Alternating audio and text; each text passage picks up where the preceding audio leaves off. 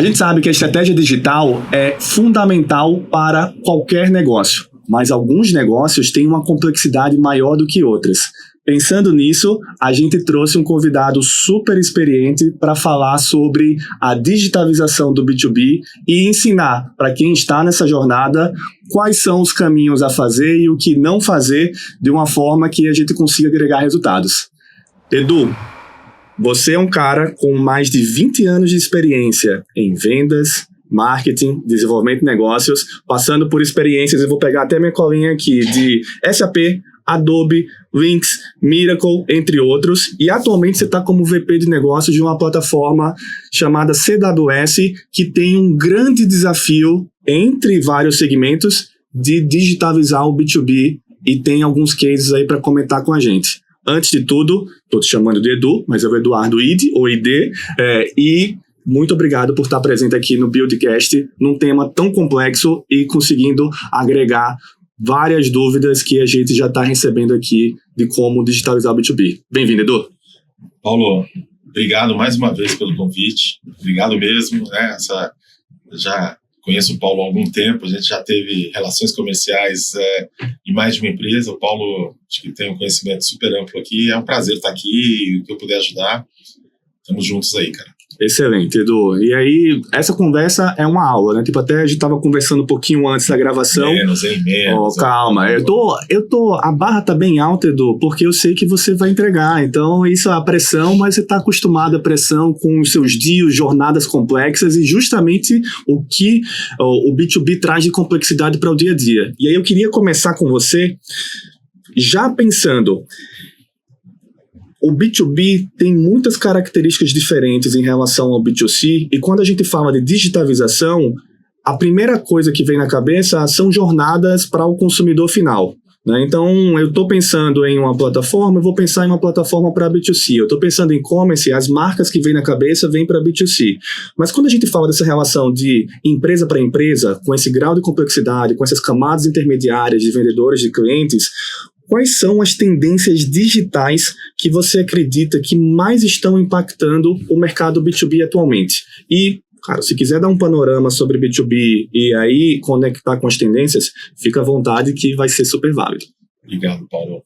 Bom, primeira coisa que eu gosto de falar é que B2C é uma coisa, é um bicho, B2B é outro. Não é o mesmo. Está longe de ser o mesmo. Apesar de ter uma venda acontecendo aí, tem características bastante distintas. O B2B, né, vamos lá, né? Pensa numa venda B2B. Como é que acontece? Né? Em geral, o vendedor se desloca até o cliente, vai lá, senta, tem um tempo de conversa, eles ficam lá falando, olha aqui, esse produto é um produto que está vendendo, esse produto é um produto bom para aqui para o teu negócio, essa região está boa para isso e tudo mais. Já começa num contexto consultivo, né? Diferente do B2C. O B2C você quer que alguém, você compra um clique, o cliente entra, vai lá, olha o produto, coloca no carrinho, paga e vai embora. Essa é a jornada mais tradicional do B2C. O B2B não. O B2B é uma questão de relacionamento. Você precisa ajudar o cliente a vender. Em geral, você precisa fazer com que ele venda mais, ou que ele use mais esses produtos.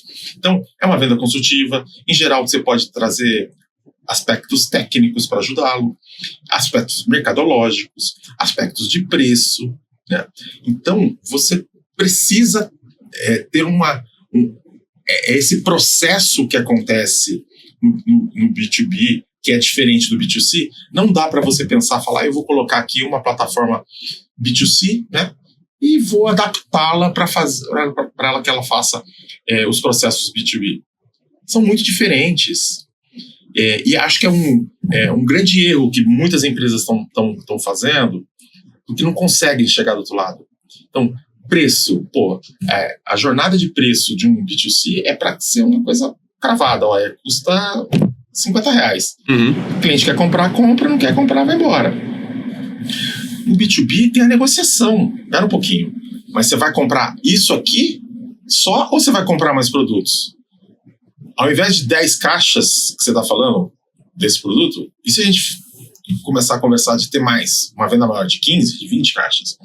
E se você colocar esse produto novo que eu estou lançando aqui, que faz muito sentido para o seu negócio, então é uma negociação. Então, no B2C você faz tudo para o preço ser chapado e ficar lá daquele jeito e ser extremamente estável. No B2B é o contrário, você está negociando. Você negocia frete, você negocia preço, você negocia condições de pagamento, você dá crédito, em alguns momentos você dá crédito para esse cliente seu. Isso tudo você tem que prever quando você quer fazer essa sua transformação digital. Porque se você não prever, você não vai conseguir escalar. Vai ter lá uma meia dúzia de cliente que vai falar, tudo bem, eu compro sozinho aqui, e tudo bem. E os demais? Os demais não vão querer. Por quê? Porque a jornada não espelha o que acontece hoje no processo que ele tem. Não precisa ser exatamente igual, mas ela tem que ser parecida.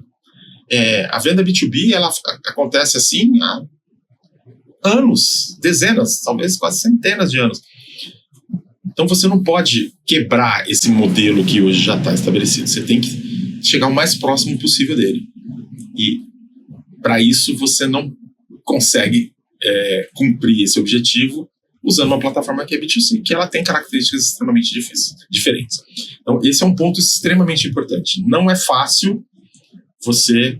não é fácil, não. É praticamente impossível você pegar uma plataforma B2C e transformá-la no B2B. Muito difícil. Tem muita característica que você precisa ter. O vendedor precisa mudar o preço. E aí? O vendedor muda o preço, mas espera um pouquinho. Quando o vendedor for mudar o preço, muda para todo mundo? Muda só para esse cluster? Muda só para esse cliente? Tem uma série de condições que você tem que considerar nesse contexto para que você consiga ser o mais próximo possível do modelo que hoje já acontece da venda. Tá? Então, acho que esse é um dos pontos principais aqui que eu considero para quem está pensando em ter uma digitalização ou uma transformação digital no contexto do B2B. Não só do B2B, mas também do B2C de uma venda complexa. Porque comprar uma caneca, né? Essa aqui é uma caneca bonita, personalizada da Build. Opa, okay. Obrigado, hein, Edu? Mas pensa que se fosse uma caneca sem o logo da Build. Pô, é fácil, cabe aqui 300 e poucos ml, ela é de cerâmica, tal, brilhante. Legal, né? Quer comprar no B2C? Você fala, eu quero. Coloco 5 no carrinho, vou lá e compro. No B2B é outro contexto, né? É outro contexto. Poxa, será que essa caneca gira? Será que essa caneca é adequada? Eu posso colocar essa caneca para os meus clientes. Meus clientes aqui, eles podem ser uns clientes específicos, cara. Meu cliente é um cliente que, sei lá, talvez um pouco mais idoso, que tenha dificuldade de encaixe, manipular e tudo mais, né? Então, você tem que pensar nesses contextos, né? Caramba, Edu, tá vendo? Eu falei que a barra estava alta, você já entregou bastante no primeiro comentário. Então... Bondade sua. Não é bondade, tá registrado, tá gravado. Mas um aspecto interessante, Edu, é que você fala... Então, no B2C, né, a linha de tendência é ser uma padronização, né? Então, como é que eu ganho essa padronização, isso aqui refletindo, mas quando adiciona essa camada de complexidade, como você explicou bem, que tem no B2B, que tem em algumas operações dos B2C mais complexas, são vários analytics, como a gente estava falando antes, porque é a jornada de quem está comprando, a jornada de quem está no meio, a jornada de como a visão executiva vai refletir tudo isso, mas é muito mais complexo. E como você falou, esse cenário complexo está sendo executado há diversos anos. Esse ESIS, esse modelo B2B é super relevante, mas é difícil de fazer, e por isso que muitas operações B2B têm a dificuldade de conseguir digitalizar, né? Então você explanou bem sobre, é preciso entender esse contexto, entender esse ESIS, para que uma infraestrutura tecnológica comporte isso. Mas quando a gente pensa do lado B2B e vê, caramba, esse bicho é tão diferente aqui dos outros, é tão complexo, é tão desafiador, que não sei nem por onde começar. A pergunta é, eu sou uma operação B2B, como é que eu começo a minha transformação digital? Bom, a minha recomendação, se você quer fazer uma digitalização, uma transformação digital B2B, comece entendendo o seu processo. De novo, né? Falei um pouco no começo, o processo ele não pode ser muito diferente do processo que você tem hoje. Se o seu processo é o vendedor visitar, legal, então vá lá, acompanhe, entenda qual é o processo do vendedor visitar o cliente, o que ele faz, que tipo de negociação que ele faz, que tipo de informação ele colhe e como é que é o processo de venda para você tentar chegar o mais próximo possível disso. Não, mas meu vendedor ele não visita, ele faz isso através de um call center, então entenda como o call center funciona. Tá? Então acho que o primeiro grande ponto é isso. O segundo grande ponto é o seguinte, na venda B2B, diferente da B2C, tem duas personas, tem dois players aí. No B2C, eu quero comprar, entro lá, me cadastro, coloco o produto no carrinho, vejo a melhor forma de pagamento, passo o cartão, acabou. Comprei. No B2B, tem duas pessoas, tem o vendedor e tem o comprador. Esses dois, em geral, até pouco tempo atrás, cada um usava uma plataforma tecnológica diferente. O vendedor usava um CRM, que de algumas formas tem nome de Salesforce Automation, e o comprador, no passado, se ele quisesse comprar, ele mandava um fax, depois melhorou, aí ele manda um e-mail, depois uma outra opção, ele manda um WhatsApp, mas ele não está fazendo o carrinho, ele só está falando, quero comprar isso aqui. Qual é o processo? O processo, no meu modo de pensar, é um processo que o vendedor tem que ter muito mais informação e o comprador também. Então, o comprador, ele tem que olhar um carrinho. Ele fala, olha aqui, esses produtos são os produtos que eu estou comprando. Olha aqui, estou pagando isso nessa quantidade para ser entregue em tal data. Nesse segundo produto é essa quantidade, nesse preço para ser entregue em tal data. Ele tem que ter essa visibilidade e eu acredito que ela não pode ser uma visibilidade de print de WhatsApp, de foto sendo encaminhada, porque isso é uma jornada quebrada. Tem riqueza nas informações do primeiro orçamento que o cliente fez, do primeiro orçamento que o vendedor fez, a que preço, depois ele teve que fazer uma negociação e talvez mudar alguns produtos. Tem informação extremamente relevante aí. Mas por que será que ele começou assim e depois mudou? Por que será que ele teve que dar tanto desconto? Tem um monte de informação relevante que você precisa entender a jornada completa. É uma jornada que às vezes é feita pelo vendedor, às vezes é feita 100% pelo vendedor, às vezes é feita 100% pelo comprador, mas na maioria das vezes é uma jornada híbrida. É uma jornada que tem uma conversa, que tem uma discussão, que tem uma negociação. Então você não pode ter duas plataformas, porque senão você vai entender a jornada só do vendedor, senão você vai entender a jornada só do comprador, e você não vai entender a jornada híbrida, eles não vão estar conversando por dentro.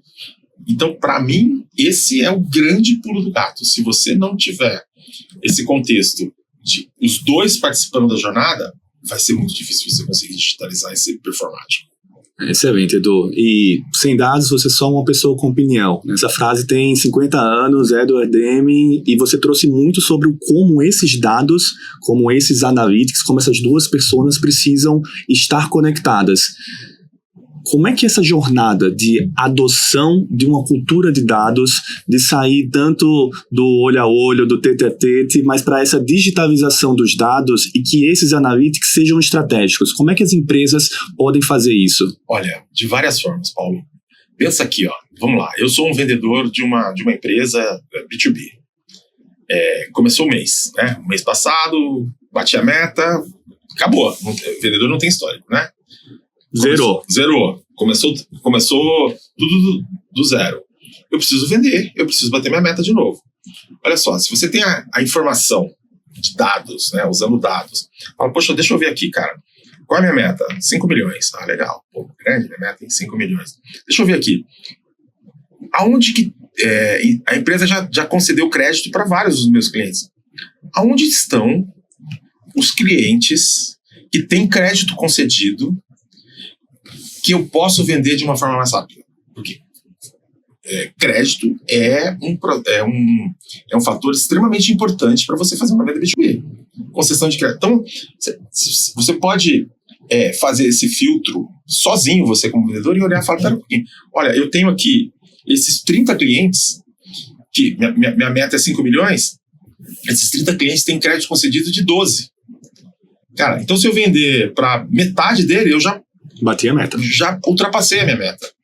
Então, é importante esse uso de dados. Espera um pouquinho. Olha, esse cara aqui não compra de mim já faz uns 30 dias. Poxa, tá na hora de ele fazer um pedido novo.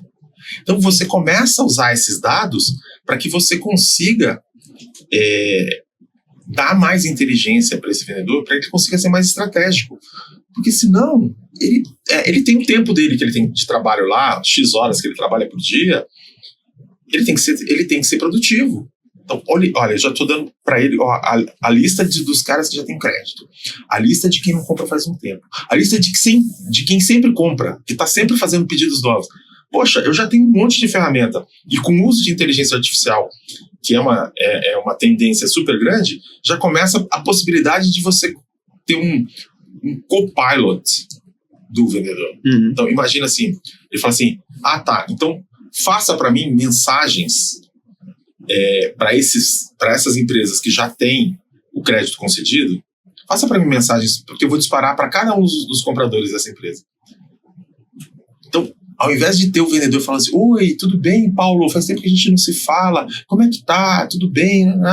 Poxa, eu tô aqui pensando em fazer um carrinho para você. O que você acha? Como é que estão as vendas aí? Poxa, toma tempo, toma trabalho, toma consumo de neurônios. Se você já tiver uma coisa mastigada, eu estou fazendo aqui para você 3 possibilidades. Você pode mandar um e-mail dizendo assim, Paulo, e aí, tudo bem? Faz tempo que a gente não faz negócio, cara, já tomei a liberdade de fazer um carrinho para você, lembrando que você já tem um crédito concedido. Essa é a opção 1. A opção 2 é falar o seguinte, olha, poxa, faz um tempo que a gente não se fala, e o que você acha de você arrumar uns 5 minutos aí para ligar para você? A opção 3 é, olha, meu amigo, aqui tem um monte de promoção acontecendo. Se esse comprador é um comprador de promoção, tem um monte de promoção esse mês. Tomei a liberdade de fazer um carrinho só com as melhores promoções para você. Já está pronto aqui, você já tem um crédito concedido. Então, isso, imagina, fica meio que um feed, como se fosse uma rede social. Você fala assim, não, para o Paulo você manda o e-mail, a mensagem 1. Para o Eduardo você manda a mensagem 3. Para o João você manda...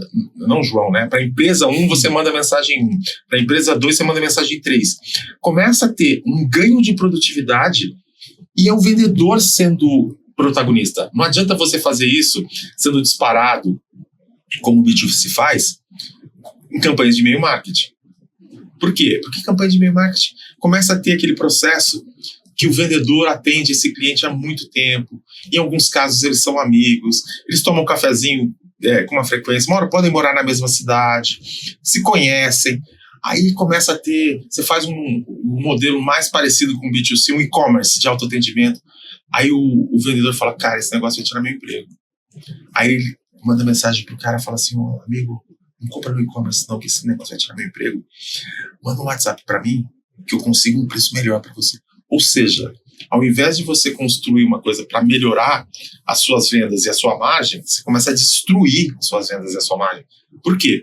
Porque o vendedor entendeu que aquilo é um conflito, aquilo não veio para ajudá-lo, muito pelo contrário, veio para substituí-lo.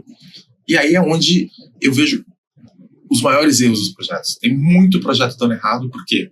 Porque tem a ferramenta do vendedor, tem a ferramenta do comprador, não estão integradas, a jornada não é híbrida, e o vendedor não entende que aquilo é para ajudá-lo, ele entende aquilo como um concorrente. Se isso passar a ser a mentalidade dos vendedores, você pode ter certeza que seu projeto não vai ser bem sucedido. Isso é um tapa na cara, né, Edu? É necessário, mas um tapa na cara, e isso é tão recorrente, conectando as falas que você teve até agora. Você precisa entender o ESIS. Você precisa entender que existem jornadas diferentes numa compra complexa. Essas jornadas diferentes precisam estar de uma forma mensurável e que seja de valor agregado, que não seja substitutivo, como muitas plataformas B2C ou como um pensamento B2C às vezes quer enxergar. E quando você fala, eu não estou aqui para competir, e nessa competição existe uma sabotagem, existe uma canibalização, existe poxa, eu não vou perder a minha gavetinha, o meu ganha-pão aqui, eu vou defender o forte até o final. Quando, na verdade, quando você comenta sobre essa assistência, esse copilot, essa oportunidade de otimizar, é um entendimento do como é que a gente aumenta a eficiência dessas jornadas com uma visão única. Então a gente está falando da construção de um ecossistema B2B, né? A gente está falando de como é que esse passo a passo, com várias intersecções, uma jornada híbrida, uma jornada que não é exclusivamente digital. Quando você mencionou os exemplos de posso te ligar, ou vou mandar um e-mail, ou vou mandar uma mensageria, você está tendo relacionamentos e pontos de contato diferentes, mas o ponto de contato existe. Quando a gente fala sobre conexão com outras plataformas, conexão com outros sistemas que o B2B pode se beneficiar ou pode se aproximar. Por exemplo, marketplaces B2B, então a gente já vê alguns de mercado e você tem bastante conhecimento deles, então a gente estava falando sobre BIS, a gente estava falando sobre Juntos Somos Mais, sobre o Iagro, plataformas que são marketplaces, que têm algumas particularidades da jornada da persona consumidor final, mas tem muitas particularidades da complexidade do B2B. Como é que você enxerga que isso se conecta? Como é que essa jornada própria, que já é difícil, pode ser integrada com esses outros parceiros? Olha, o que acontece, né, que eu tenho visto aqui, Paulo, eu trabalhei em várias multinacionais, né? A CWS é uma empresa brasileira, né? Mas eu trabalhei em várias multinacionais. Quando você olha o que está acontecendo lá fora, né? Em geral, era um processo assim, acontece nos Estados Unidos, daqui a 2 a 5 anos acontece no Brasil, né? Mas nem tudo, tá? Uhum. Então, essas movimentações desse tipo de empresa que você citou, né? Da Juntos Somos Mais, da BIS, principalmente a BIS, que está mais avançada, acho que no meu modo de entender, são movimentos que não aconteceram fora do Brasil, né? A BIS fez os primeiros projetos dela, e eu participei de um deles, né? Aqui na América Latina, né? Então, eu acho que o Brasil está exportando conceitos também, tá? Nesse modelo de formação de ecossistema, que é um projeto extremamente grande, de uma certa complexidade, né? Eu não tenho visto lá fora. Então, a primeira informação, não tenho visto pouquíssimos projetos com esse modelo de você pensar num ecossistema. Então, sem complexo de vira-lata, né? Do Brasil muito. É referência nesse modo de pensar e nessa exportação de modelo. Com certeza. E aí, acho que vale a pena a gente pensar no slide que eu mostrei para você, que eu acho que você vai conseguir colocar na tela para os nossos alunos. Vamos colocar, vai estar agora considerando a tela aqui, pode falar considerando com ele. Então, vamos lá. Olha só, né? Vamos pensar num processo comercial. Vamos lá. Um produto foi fabricado. Esse produto foi fabricado, né? Esse produto foi fabricado. O que acontece? Tem alguém que vai vender ele para o... Vamos alargar um pouco a cadeia para o distribuidor. Uhum. Então, teve a primeira venda. Esse distribuidor vai pegar esse produto e vai vender para o varejo. Teve a segunda venda. Esse varejo vai pegar esse produto e vai vender para quem? Para o consumidor, né? Final, que pode ser um consumidor pessoa física ou pode ser uma pessoa jurídica. Olha só, tem várias vendas acontecendo. O que a maioria das empresas ainda estão pensando é em uma venda. Eu vou digitalizar o meu B2B entre a indústria e o distribuidor. Ou eu vou digitalizar entre o distribuidor e o varejo. Eu vou digitalizar entre o varejo e o consumidor final, quer seja pessoa física ou jurídica. Mas você tem a oportunidade de olhar isso de uma forma mais ampla.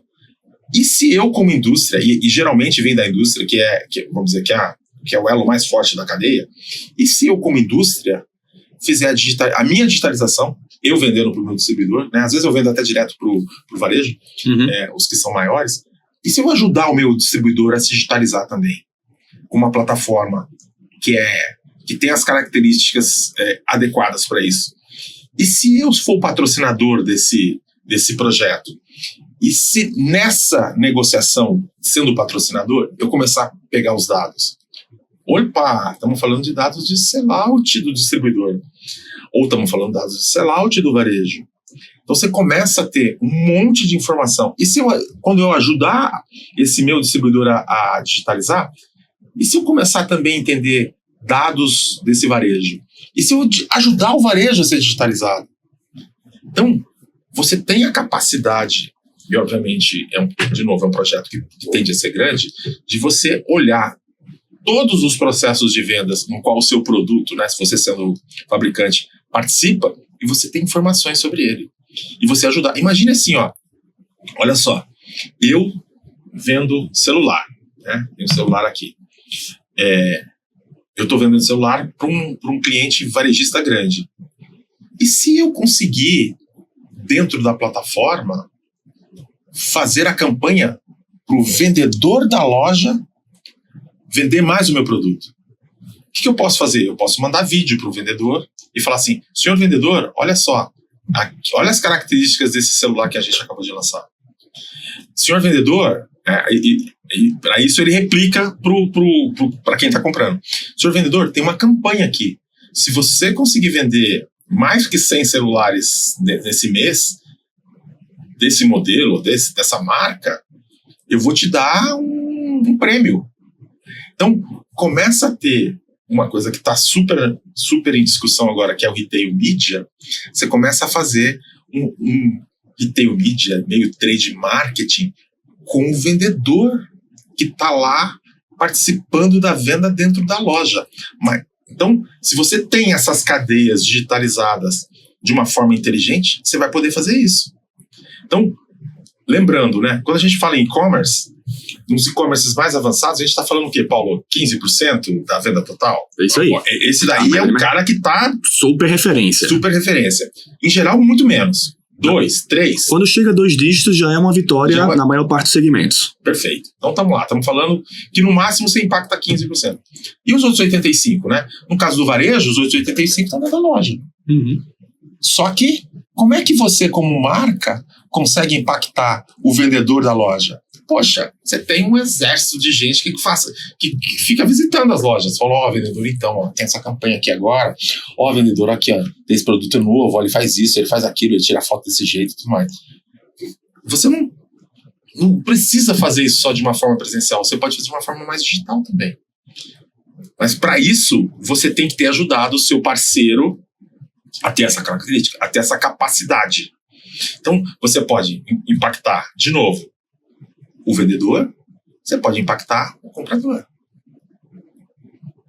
E aí, impactando os dois, o vendedor fala, então eu tô com essa campanha aqui desse produto. Ele falou, realmente já fui impactado, eu já vi alguma coisa. Cara, sensacional. Ou seja, os dois já têm um pouco de informação, a venda é mais fluida. Isso pode acontecer no B2B também. Por quê? O distribuidor, ele tem o vendedor dele. Uhum. Então, vamos impactar o vendedor do distribuidor? Vamos fazer uma campanha para o vendedor do distribuidor. Vamos dar mais informação sobre os lançamentos, sobre o produto que eu tenho. Então, essa formação de ecossistema, a gente tem alguns clientes que estão na jornada de construir isso, tá? Tem alguns clientes que já estão aí com 2 ou 3 operações, mas não são todas, né? E aí você me fez uma pergunta sobre o marketplace. O marketplace, você consegue colocar um grau de complexidade a mais que você pode pensar, poxa, eu sou uma marca, eu sou um fabricante, eu tenho meu distribuidor, mas o distribuidor não vende só o meu produto.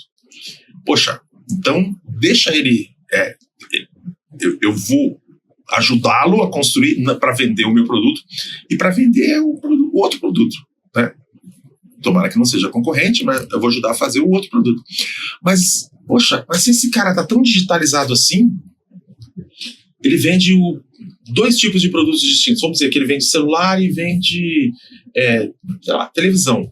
Mas o cliente que compra celular e televisão, ele também compra batedeira. Ele também compra air fryer.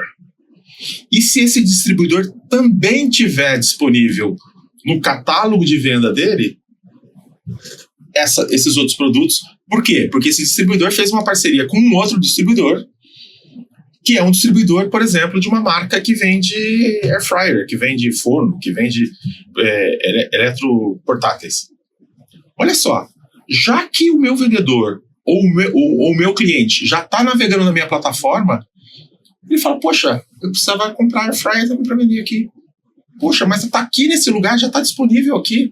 Poxa, o preço está compatível, as condições estão compatíveis. Então tem a possibilidade de você aí sim não vender só os produtos que você tem, né? Que você comprou, estocou, que a gente popularmente chama de 1P, para vender produtos 3P, que são produtos que são de terceiros. E é exatamente isso que a BIS faz, que o Compra Agora faz. O que eles têm? A BIS é uma empresa da Ambev, que vende cerveja, vende os produtos da Ambev, vende Guaraná, vende os produtos mas também vende outros produtos de outras marcas. Vende Nestlé, o Compra Agora vende Nestlé, o Compra Agora é Unilever, mas vende Nestlé. Então tem um distribuidor lá. O que ele está querendo fazer? Ele está querendo se tornar mais relevante para o cliente dele. Quem é o cliente dele? É o barzinho, é a padaria. Quando ele se torna mais relevante para o cliente dele, esse cliente começa a olhar e fala assim, cara, puta, dá um trabalho do caramba comprar esse monte de sortimento que eu tenho aqui. Poxa, aqui na plataforma da BIS já tem tudo, cara. Já tem quase tudo, né? Em algum momento vai ter tudo. Poxa, será que não vale a pena eu comprar ali? E aí a BIS, que era uma empresa de cervejas e bebidas, ela montou um business novo, que ela já começa a ganhar uma comissão de produtos que não são dela, são produtos de terceiros. Então, ou seja, Nestlés e tudo mais começam a pagar comissão para ela. Ela fica com um monte de dados, ela entende. Cara, eu começo, olha, eu sou da Nestlé, estou começando a entender agora sobre leite em caixinha. Não é um produto que eu tenho, de repente eu posso até pensar em ter produtos também laticínios, né? Começa a ter um monte de informação, começa a ganhar comissão disso, acesso a dados, e você está quase fazendo um lock-in, você está quase ganhando a preferência desse varejista, por quê? Porque você está dando facilidade para ele, cara. O cara quer comprar, poxa, fechei a padaria agora, 10 horas da noite, pô, acabou a água, cara. Tem que comprar, não tem nenhum vendedor agora disponível para me atender, para vender água. Pô, entra aqui na BIS, não sei lá, coloca o produto aqui, o preço tá bom, segue. Comprei 10 caixas de água, em algum momento vão me entregar, mas não é nem a BIS, ou pode ser a BIS ou não, aí a logística, como é que vai acontecer, pode ser combinada, pode ser separada, ou seja, mas você está dando a oportunidade para essa cadeia toda ser transformada digitalmente, né? Acho que aí digitalizada nem é a palavra correta, é uma transformação mesmo, e você está dando acesso para o seu time, para quem lidera isso, para ter informação pra caramba, muito dado. E você está tentando, num contexto, chegar cada vez mais próximo de ser a preferência do cliente. O cliente fala, cara, é mais fácil comprar na BIS, eu vou fazer isso. Então, isso é uma coisa que eu vejo muito pouco lá fora, muito liderado pelo Brasil, né? Pelo menos nos eventos que eu vou e participo, eu vejo muito liderado pelo Brasil. E isso é importante para quem é grande. Quem é grande deveria liderar o ecossistema. E eu sei que muita empresa grande nem está pensando nisso ainda, mas deveria. Então, fazendo um resumo, na minha opinião, é que a formação de ecossistema deveria ser um ponto extremamente relevante, inclusive na discussão de conselhos, né? Porque isso vai drivar a somatória, né, de transformação digital através de formação de ecossistemas. Mas inteligência artificial vai drivar o futuro, e não é o futuro longínquo, não, é um futuro relativamente próximo. Ou você vai ser relevante e liderar se você é um cara grande, ou você vai ser coadjuvante e alguém vai liderar a tua cadeia. E aí isso tem um impacto extremamente significativo em vendas, em continuidade de negócio e tudo mais. Para que mentoria, né, Edu? É só ficar escutando você aqui falando sobre isso. Esse corte agora, gente, utiliza em planejamento estratégico para 2026, 27, 28, que assuma um protagonismo, principalmente se você é um player relevante na cadeia. Se você é o líder ou quer se tornar líder, como é que esse ecossistema, essa construção de facilidade, de experiência e de conveniência que você mencionou aqui nos exemplos, como é que isso pode ser refletido? Porque a concorrência está cada vez menos óbvia, né, Edu? A Sim. concorrência não é a empresa que está vendendo os mesmos produtos que eu. A concorrência é quem está endereçando a dor do meu cliente. Então, no que você trouxe da BIS, eu estou endereçando um sortimento de produtos, mas eu estou oferecendo conveniência, eu estou oferecendo disponibilidade. E se eu fiz o lock-in, como você pontuou várias vezes, eu estou absorvendo todas as demandas por aquilo. E quando a gente faz um pouco de... Nosso foco é B2B, mas quando a gente faz um vínculo com um B2C, a Amazon quer ser a loja do A a Z, a Magalu quer ser o Magalu Tem, a Mercado Livre quer ter a ampliação do seu sortimento justamente para ter o lock-in de um público B2C que, varejo brasileiro, a gente está falando aí dos 15%. Os outros 85%, esse ecossistema, essa conveniência, a sua concorrência é muito mais ampla. Então, a experiência do cliente precisa ser olhada com muito carinho. E essa experiência, o Customer Experience, o CX, para a gente usar o termo da moda, ela é muito associada a essa jornada de comprador B2C. Né? Tipo, então, como é que eu faço para que o cliente direto tenha uma melhor experiência? E você mencionou vários casos aqui que você está melhorando a experiência do CNPJ, tá? Do comprador com CNPJ, não um comprador com CPF, que por sinal também é um comprador com CPF, pode se beneficiar na sequência. Esse Customer Experience no B2B, essa jornada de inovação digital, que você já mencionou alguns exemplos aqui, o quanto isso pode ser aprofundado, Edu? O quanto isso pode ser disseminado? Olha, Paulo, qual é a minha opinião, né? Obviamente, você tem que oferecer uma boa jornada. Ela é uma jornada menos de frufru, vamos chamar assim, menos de banners rodando, aquela coisa de ser extremamente bonita, mas ela tem que ser uma jornada funcional. Por quê? Porque quem está comprando, às vezes tem pouco tempo para comprar. E às vezes precisa comprar bastante coisa, né? Então, a gente tem alguns clientes que fazem pedidos de mais de 200, 300 itens. Você tem que dar uma forma para que ele consiga fazer essa compra de uma forma rápida. Porque senão, se ele tiver que... pensa lá, ele vai entrar, vou buscar o produto, escolhe o produto, olha o preço, coloco a quantidade que eu quero, coloco no carrinho. Aí vou lá, qual é o próximo produto? Qual é o próximo produto? Busco o produto. Cara, isso tá onde?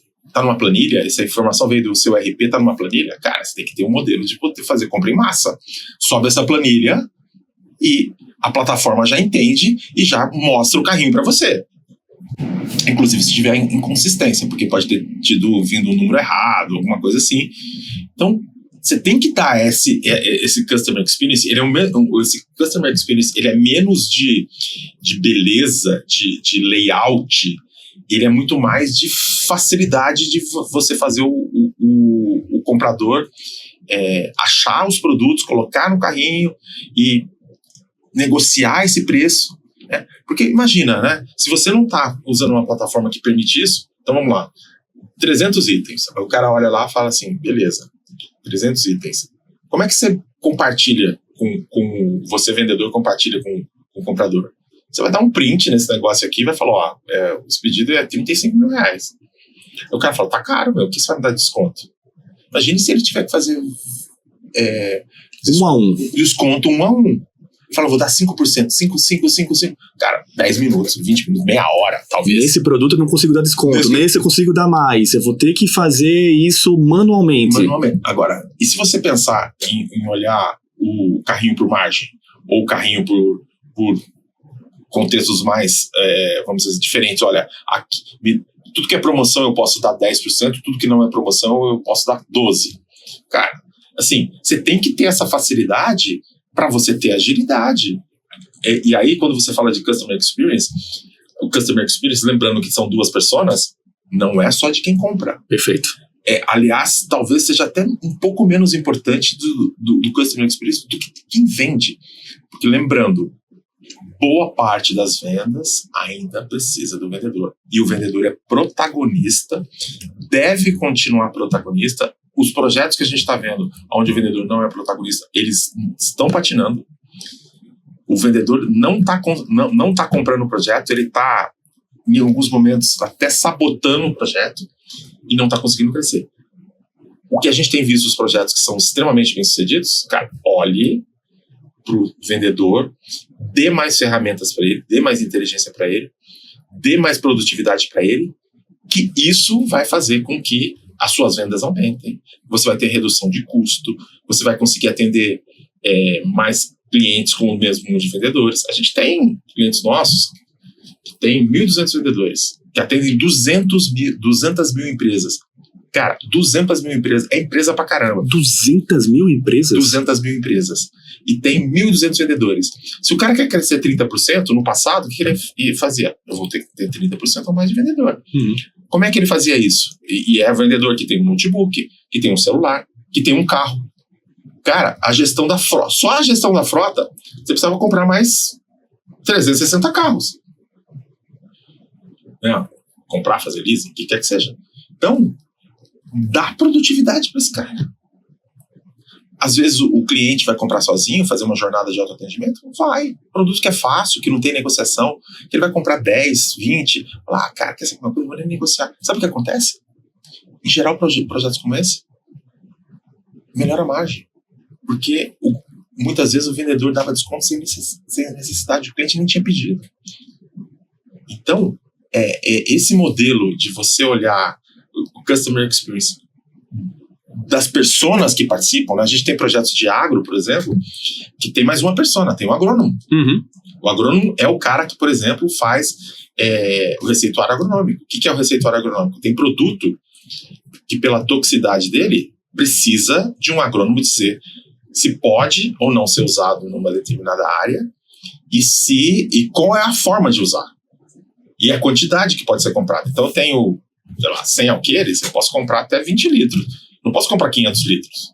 Por quê? Porque a minha propriedade, no máximo, vai usar essa quantidade. Para um público mais leigo, Edu, assim como eu, seria uma analogia com você não pode comprar uma tarja preta sem um receituário médico. Você precisa do agrônomo para isso. Você precisa é até um pouco mais complexo do tarja preta, mas sim, é uma excelente analogia. Então, você precisa dar esse Customer Experience para todos da jornada. Não é só para o comprador como é no B2C, né? O B2C cara, vamos deixar super bonito aqui, que ele vai clicar um botão bonito aqui, que ele clica. Será que é assim no B2B? Não. No B2B é diferente. Você tem que dar facilidade para o cara comprar. Se o cara compra mais itens, no B2B, você não quer que o cara compre um item só, você quer que o cara compre dezenas. Como é que você faz isso? Como é que você faz isso fácil para que ele consiga comprar dezenas em pouco tempo? Cara, essa é a sacada. Você fala no B2C, pode ser que eu quero que ele compre mais também. Mas é muito difícil você olhar no B2C um carrinho de 10 itens, de 20 itens. É muito difícil. Então, essa característica é uma característica mais B2B. Preste atenção nisso, porque isso é extremamente relevante. Produtividade e facilidade, né, Edu? Então, você estava falando sobre carrinhos longos. Eu lembrei da minha experiência no e-commerce alimentar no Carrefour, quando tentou-se reproduzir o comportamento de compras de itens clássicos unitários, não eletrônico, uma TV, um móvel, para uma compra de lista de mercado. Então, essa facilidade de adicionar 15, 20, 30 itens, que é o que a gente compra numa lista de mercado, tem uma complexidade ainda maior, mas um comportamento de não é para ser 1 a 1, como você estava mencionando. Tem que ser fácil. E usabilidade é diferente de interface, né? Usabilidade é praticidade, como você reforçou super bem. Edu, a gente poderia ficar falando aqui 3 horas, facilmente, mas até para dar um direcionamento para o pessoal absorver tanto que você está falando aqui, a gente falou sobre a importância de ecossistemas e marketplaces, as jornadas diferentes, as personas distintas entre o B2C e o B2B, falou como os dados e o analytics, o legal que você trouxe inclusive um elemento de como a indústria pode se beneficiar do sell-out, além do sell-in, que é a meta tradicional, que foi algo que o convidado anterior, Thierry, falou sobre como essa cultura de dados, quando digitalizada, fortalece. A gente falou muito do o que pode ser feito e por que pode ser feito. Vamos falar agora sobre quem faz isso. E aí, para isso, entra o quadro da Build, que é o quadro Alicerce. Alicerce é para dizer quais são as características, quais são os soft e hard skills que os profissionais, as profissionais precisam ter para atuar nesse segmento. Então, você deu aula aqui sobre um B2B digital e as oportunidades. Quais são as características que alguém que queira evoluir para essa digitalização do B2B, estando no B2B ou começando a jornada, precisaria desenvolver? Olha, eu acho que tem um erro bem grande, né? Eu trabalho, como você falou, há mais de 20 anos em empresa de tecnologia, né? Eu quero vender a tecnologia, né? E tem muita empresa que fala, não, eu vou digitalizar, deixa eu escolher a tecnologia. Eu acho que ela precisa olhar um pouco para casa dentro, olhar o processo dela, né? Será que o meu processo, ele é um processo nessa digitalização de 100% de autoatendimento? O que eu vou fazer com o meu vendedor? Meu vendedor é relevante? Não é. Meu vendedor ajuda a vender? Não ajuda. Então, aquele as is, né, que o mercado fala, você precisa entender o que está acontecendo. Você precisa entender esse processo. E não estou falando que isso demore, não precisa contratar uma McKinsey para isso, em geral, né? Você pode fazer isso dentro de casa, né? E a partir do momento que você entendeu o seu processo, aí você tem que fazer um depara, lembrando que o mais próximo possível entre o processo que você já tem e como você vai fazer isso num processo digital. Tem que ser mais próximo. Você não pode ter uma fricção total, uma fricção grande. Como a gente já citou aqui, cara, eu vou tirar um vendedor da jornada. Cara, é um tiro no pé. A gente tem visto que é um tiro no pé. E as pessoas, eu acho assim, né? Buscar referência. Tem muito projeto que está dando muito certo, tá? A gente tem alguns aqui, eu posso citar, né? O Rodobens é um cliente enorme que está dando um projeto, está indo super bem. A Wurt, que é uma empresa alemã que tem 200 mil clientes e 1.200 vendedores também, o projeto está indo super bem.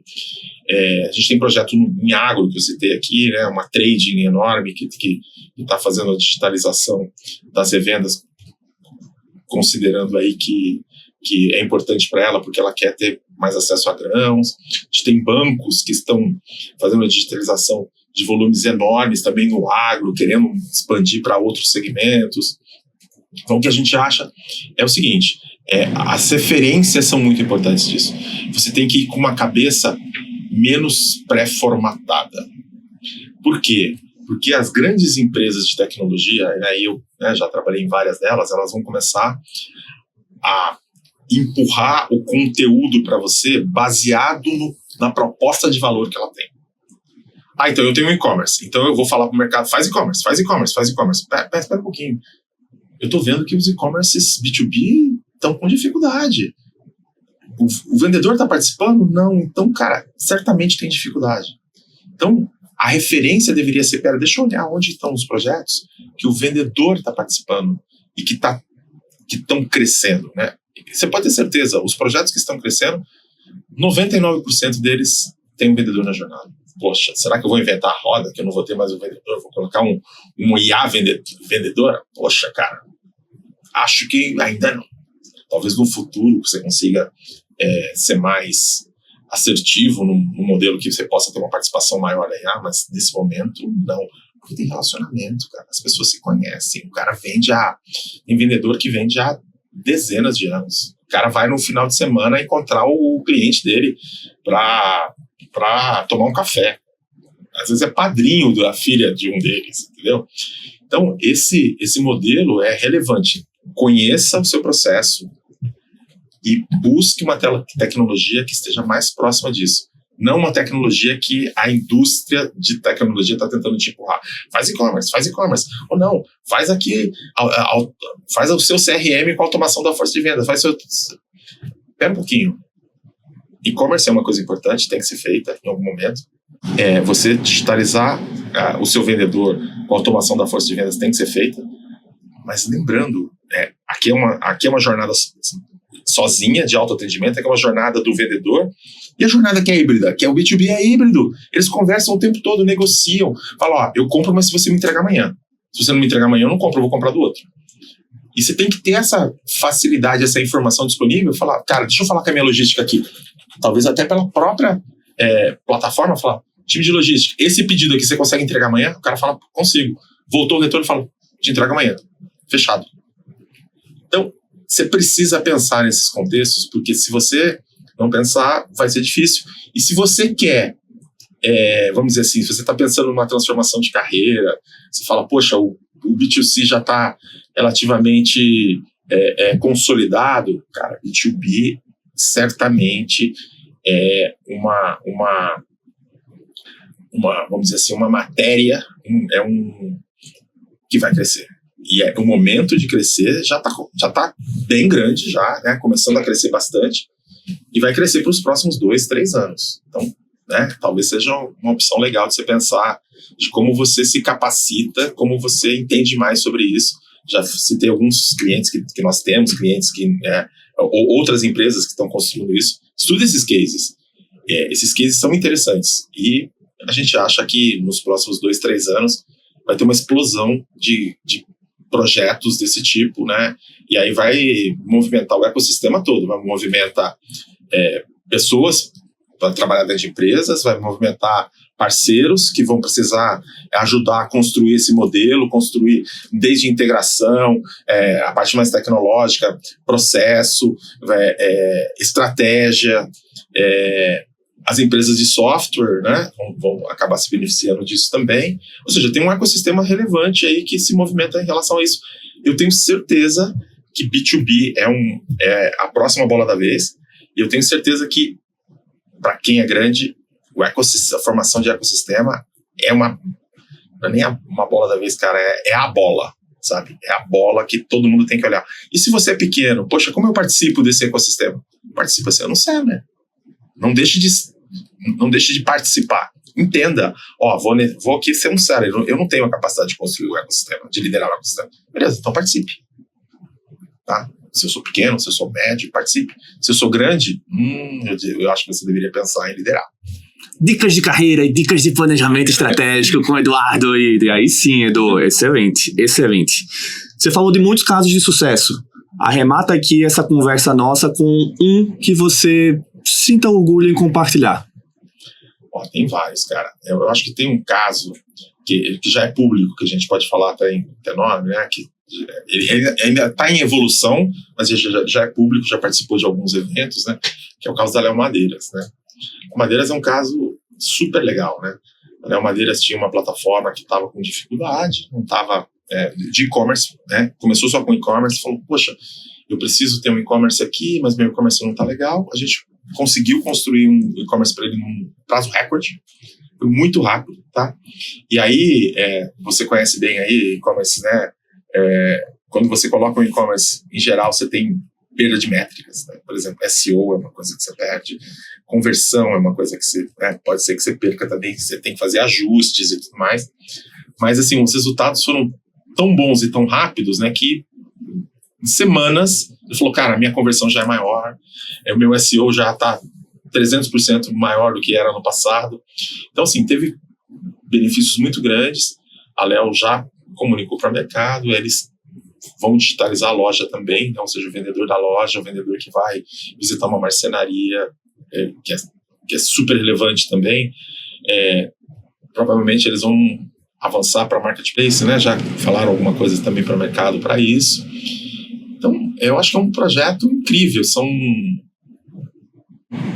Não são milhares, mas são centenas de lojas. É uma venda complexa.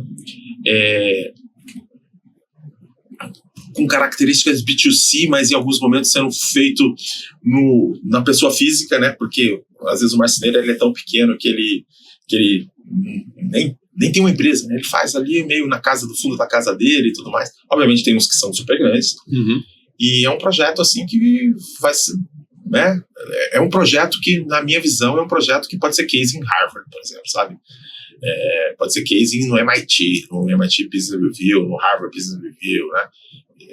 É um projeto realmente relevante que vai ter um impacto significativo nas operações da empresa e o ecossistema como um todo, né?